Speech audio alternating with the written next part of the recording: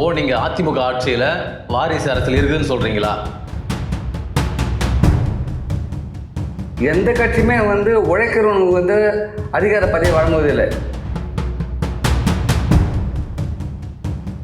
ஆனால் அதே பொது தொகுதியில் மாற்று சமூக மக்கள் நின்னாக்கா தலித் மக்களோட ஓட்டு மட்டும் இனிக்குமா அவங்களுக்கு? இது எப்போ கோயிலுக்கு போனால் வெட்டுறானுங்க, ஈவன் ஒரு புல்லட் ஓட்டினா கூட வெட்டுறானுங்க. நீங்கள் பார்த்துருப்பீங்க.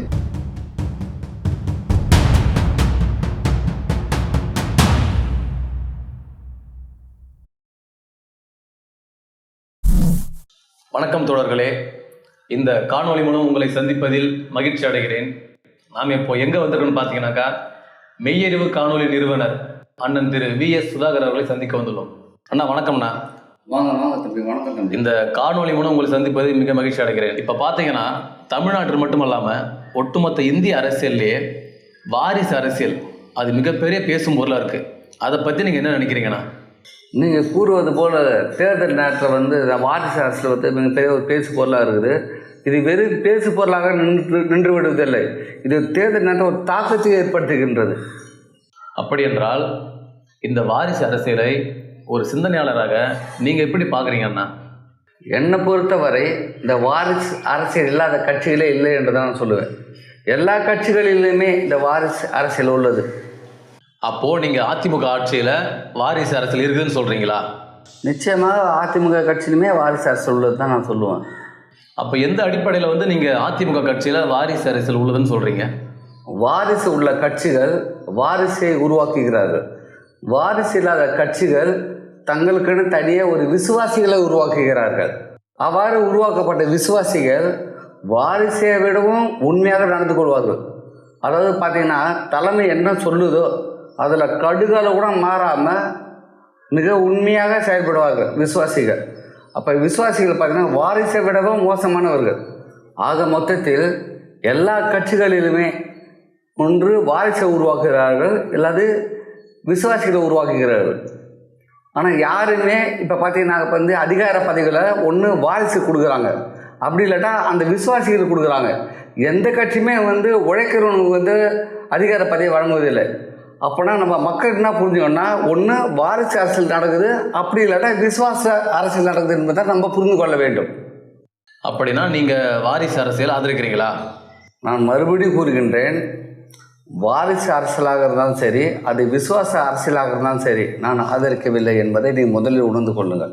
எந்த கட்சியுமே உழைக்கும் வர்க்கத்திற்கு அதிகார பதவியை வழங்கவில்லை என்பதுதான் என்னுடைய முதல் குற்றச்சாட்டு.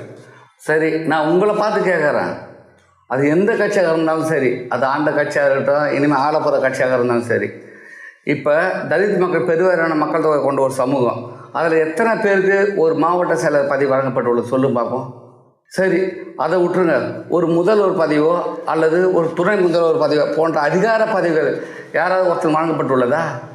ஏறத்தாழ 100 ஆண்டு கால அரசியல் வரலாறு உள்ள காங்கிரஸ் கட்சியாக இருந்தாலும் சரி, 80 ஆண்டு கால அரசியல் வரலாறு உள்ள திராவிட இயக்கங்களாக இருந்தாலும் சரி, ஒரு தலித்து சமூகத்தை சார்ந்தவர்களுக்கு முதல்வர் பதவியோ அல்லது பிரதமர் பதவியோ வழங்கணும் தெரியலையே இது வரைக்குமே.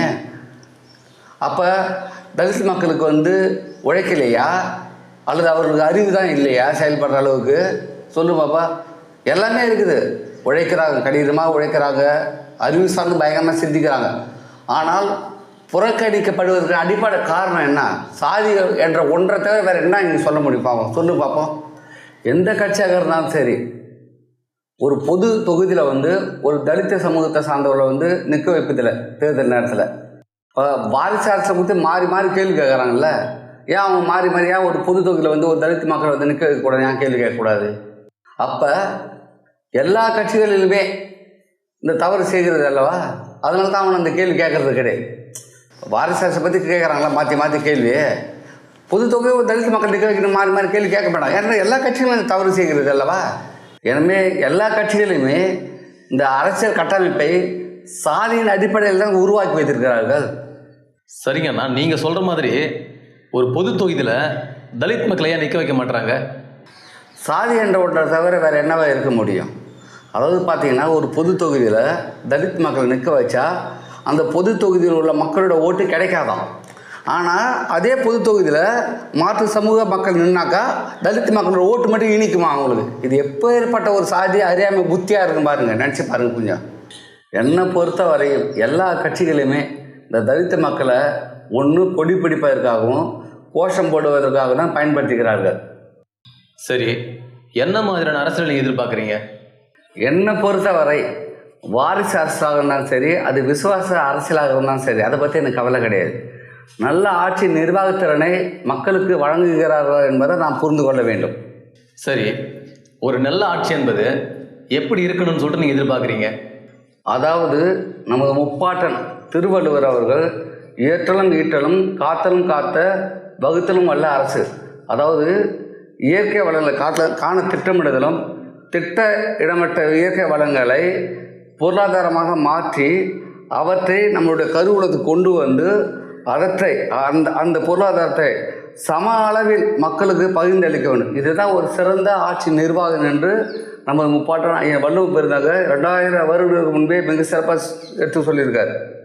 அதாவது பார்த்தீங்கன்னா, இயற்கை வளங்களை காண திட்டமிடணும், திட்டமிடப்பட்ட அந்த இயற்கை வளங்களை பொருளாதாரமாக மாற்றணும், அதை நம்மளுடைய கருவூலத்துக்கு கொண்டு வரணும், அதனை மக்களுக்கு சமமாக சாதி மத இன மொழி எல்லாத்தையும் கடந்து சமமாக மக்களுக்கு பகிர்ந்தளிக்க வேண்டும். இதுதான் ஒரு சிறந்த ஆட்சி என்று நமது முப்பாட்டன் ஐயன் வள்ளுவர் பெருந்தக கூறியிருக்கிறார். எனவே மக்கள் இது ஒரு நல்ல ஆட்சியா, மக்களுக்கான ஆட்சியா, ஜனநாயக ஆட்சியா என்றுதான் பார்க்க வேண்டும். வாரிசு ஆட்சியா அல்லது விசுவாச ஆட்சியா என்று பார்க்கக்கூடாது. ஒரு நல்ல ஆட்சியா என்றுதான் பார்க்கப்பட வேண்டும். ஒருவேளை ஆட்சியாளர்களை ஒரு நல்ல நிர்வாகத்திறனை கொடுக்க முடியவில்லை என்றால் அவர்கள் தூக்கி எறியப்பட வேண்டிய அனைத்து உரிமைகளும் நமக்கு உண்டு இல்லையா மக்களுக்கு, அதை தான் நம்ம செய்யணும். ஆனால் மக்களை அதெல்லாம் பார்க்கறது கிடையாது. இவர் நம்ம ஜாதிக்காரா, சிறுபான்மை மக்களை அடித்து ஒடுக்கிறாரா, அல்லது நம்ம மதமா சிறுபான்மை மக்களை அடித்து நொறுக்கிறாங்களா, அப்படி தானே மக்கள் பார்க்குறாங்க.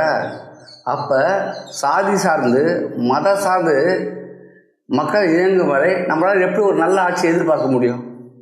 அப்போ நீங்கள் எந்த கட்சியும் விமர்சனம் பண்ண மாட்டீங்க. அப்போ உங்களோட நோக்கம் என்ன தான்?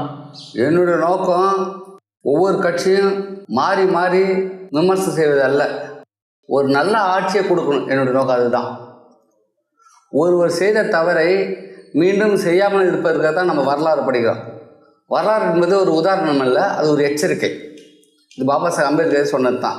அப்போ நம்ம மாறி மாறி விமர்சனம் பண்ணுறதுக்கு நமக்கு ஏன் அதுக்கு புதுசாக ஒரு கட்சி தொடங்கணும்? மக்களுக்கு நல்ல நிர்வாகத்தை கொடுக்க வேண்டிய என்ற அடிப்படையில் நம்ம கட்சி தொடங்கணும், விமர்சனம் செய்வதற்கு கிடையாது. அதை நம்ம புரிஞ்சுக்கணும். சரியா? அப்போது எந்த ஆட்சியை தான் நீங்கள் ஒரு சிறந்த ஆட்சியாக எதிர்பார்க்குறீங்க? எந்த கட்சியுமே தலித் மக்களுக்கு அதிகார பதவிகளான ஒரு முதல்வர் பதவியோ அல்லது பிரதம பதவியோ வழங்காத போது, அப்போ எந்த கட்சியுமே தலித் மக்களை ஒரு சம அளவில் பார்க்காத போது என்னால் எப்படி ஒரு சிறந்த ஆட்சி எந்த கட்சி என்னால் சொல்ல முடியும்? பெருவாரியான மக்கள் தொகை கொண்ட ஒரு சமூகம், அவங்க தான் தீர்மானிக்கிறாங்க அரசியலை.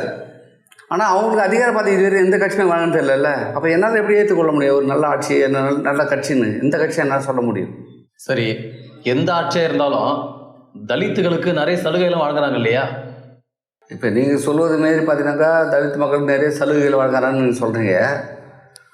தலித் மக்கள் சலுகைகள் வழங்குறதுனால ஒரு சிறந்த ஆட்சி சொல்ல முடியாது. அவங்களோட உரிமைகள் எல்லாமே மறுக்கப்பட்டு சலுகைகள் வழங்குறதுனால ஒரு சிறந்த ஆட்சி சொல்ல முடியாது. அவங்க அடிப்படை உரிமைகள் பாதுகாக்கப்பட வேண்டும். இப்போ நான் உங்கள்கிட்ட தலித் மக்களால் எல்லா கோயிலுக்குமே நுழைய முடியுதா? இப்போ ஒரு சுடுகாட்டு அவங்களால ஒரு ஃப்ரீயாக போக முடியுதா?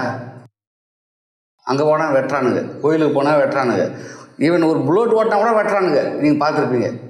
ஒரு சுப நிகழ்ச்சிக்கு ஒரு ஊர்லேருந்து இன்னும் ஊருக்கு போக முடியல அவங்களால, அங்கேயும் வெட்டுறானுங்க. இது எல்லாமே சாதி என்ற ஒரு புத்தி தவிர வேறு என்ன இருக்க முடியும்? இதெல்லாம் பாதுகாக்கணும் இல்லையா?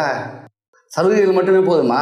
அவங்களோட அடிப்படை உரிமைகளை பாதுகாக்கப்பட வேண்டும். இதுதான் என்னுடைய நோக்கம்.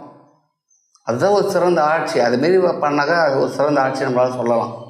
சரிங்கண்ணா, அரசியலை பற்றி இந்த காணொளி மூலமாக மக்களுக்கு நீங்கள் இறுதியாக என்னதான் சொல்ல வரீங்க? மதத்தை தூக்கி பிடித்து கொண்டும் சாதியை தூக்கி பிடித்து கொண்டும் நம்ம ஒரு நல்ல ஆட்சியை எதிர்பார்க்க முடியாது. ஏனென்றால் மதத்தின் அடிப்படையிலும் சாதியின் அடிப்படையிலும் நம்ம ஒரு ஆட்சியை தேர்ந்தெடுத்தால் ஆட்சியாளர்களும் அரசு ஊழியர்களும் தங்களுடைய கடமையை காட்டிலும் தங்களுடைய சாதியை சார்ந்தவர்களுக்கு தான் உண்மையாக நடந்து கொள்வார்கள். எனவே சாதியவாதிகளிடமும் மதவாதிகளிடமும் அதிகார பதவியை நம்ம வழங்கினா மக்கள் காவல்துறையினரிடம் வந்து பாதுகாப்பையோ, நீதித்துறையினரிடம் வந்து நீதியோ, நிர்வாகத்துறையினரிடம் வந்து நம்ம சட்டத்தின் அனுகூலத்தை எதிர்பார்க்க முடியாது என்பதே இறுதி செய்தி.